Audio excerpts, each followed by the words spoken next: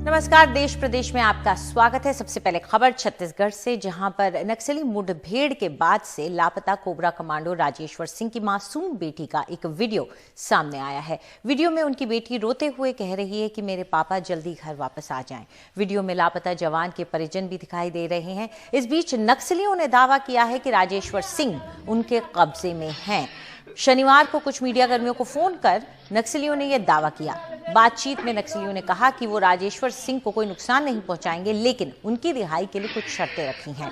Police का कहना है कि उन्हें भी इस तरह की कोई जानकारी तो मिली है और वो इसकी जांच कर रही हैं। बस्तर रेंज के आईजी का कहना है कि अगर ये जानकारी सही है तो वो अपने साथी को रिहा करवाने की हर कोशिश करेंगे।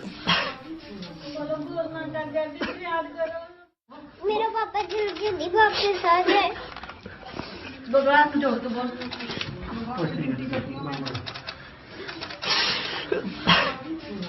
बोलो ना कर याद करो, बोलोगे एक बारी में अपना फोन भी आना चाहो हमने कर ले ऑन टाइम बोला लगा एक बार फोन पर गल कर नहीं बड़ा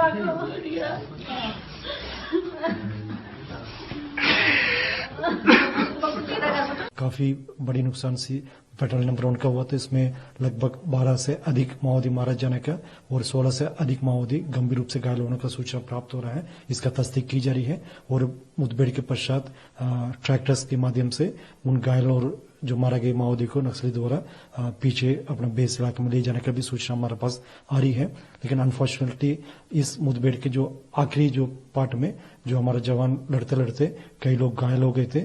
उसके पश्चात कुछ लोगों का जो एक्सेसिव ब्लीडिंग के कारण से और अन्य जो गंभीर चोट के कारण से उनका शहादत भी हो गए थे।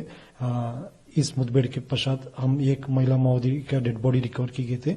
उसका शिनाख्ती पामे रिलीजियस कमांडर माडवी वनाजा के रूप में की गई थी। उनके साथ एक इंसास राइफल भी बरामद की गए थे और इस मुठभेड़ की में कुल हमारा जो 22 जवान शहीद हो गए थे और 31 जवान जो घायल हुआ, सभी घायलों की स्थिति अभी सामान्य है, उनका इंप्रूवमेंट हो रहा है और लगातार इलाके में अभी सर्चिंग जारी है। और अब खबर जम्मू कश्मीर से। भारतीय रेल के इंजीनियर्स ने कल दुनिया के सबसे ऊंचे चिनाब रेलवे पुल पर मेहराब रखने का काम पूरा कर एक बड़ी तकनीकी सफलता हासिल की है।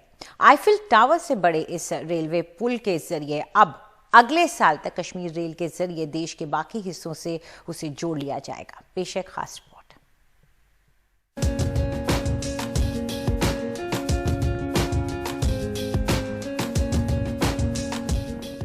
चिनाब नदी पर बन रहे रेलवे पुल का आखिरी मेहराब भी सोमवार को रख दिया गया। भारतीय इंजीनियरिंग का ये नायाब कारनामा वीडियो कॉन्फ्रेंसिंग और सोशल मीडिया के जरिए रेल मंत्री से लेकर दुनिया भर के लोगों ने देखा। चिनाब नदी पर बन रहा 467 मीटर ऊंचा ये पुल एफिल टावर से भी 35 मीटर ऊंचा है। आर्च तकनीक पर बना ये दुनिया का पहला सबसे ऊंचा पुल है। जो आर्च तकनीक है ये 2000 साल पुरानी तकनीक है और रोमन्स के वक्त ये आर्च तकनीक उन्होंने इजाद किया था इसको। और एक मेहराब, पहले वो पत्थर काट कर एक मेहराब की तरीके से उसको जोड़ते और फिर एक जो है एक विशाल पत्थर से उसको कनेक्ट कर देते। चिनाब नदी पर तकनीकी जटिलता के लिहाज से आर्च रखने को खासा महत्वपूर्ण माना जा रहा था। आर्च ब्रिज में आर्च ब्रिज की जान होती है, तो उस लिहाज से ये सबसे महत्वपूर्ण स्टेज है। आर्च कंप्लीट हो गई है। अब ये आर्च इसका अकेला लोड बेयरिंग मेंबर है और लोड बेयरिंग मेंबर कंप्लीट होने के बाद बाकी निर्माण जो है वो किया जाएगा। तो हमें आशा है कि लगभग 1 वर्ष में हम इस ब्रिज को कंप्लीट कर लेंगे पूरी तरह। श्रीनगर उधमपुर बारामूला रेलवे प्रोजेक्ट की शुरुआत 2002 में हुई थी। 272 किलोमीटर के इस रेल प्रोजेक्ट में 161 किलोमीटर का काम पूरा हो चुका है।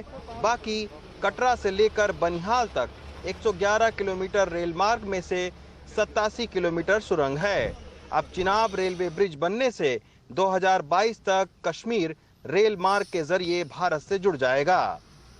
इस पुल के निर्माण से जम्मू एवं कश्मीर भारत के विभिन्न भागों से जुड़ जाएगा तथा रेल यात्रियों को एक नया, सीधा, तीव्र गति का रेल संपर्क मिल जाएगा।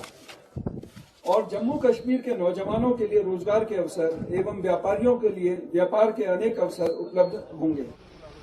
इस रेलवे प्रोजेक्ट को राष्ट्रीय महत्व का माना जा रहा है क्योंकि इसे जिस इलाके से गुजरना है उसके एक तरफ चीन और दूसरी तरफ पाकिस्तान की सरहद है।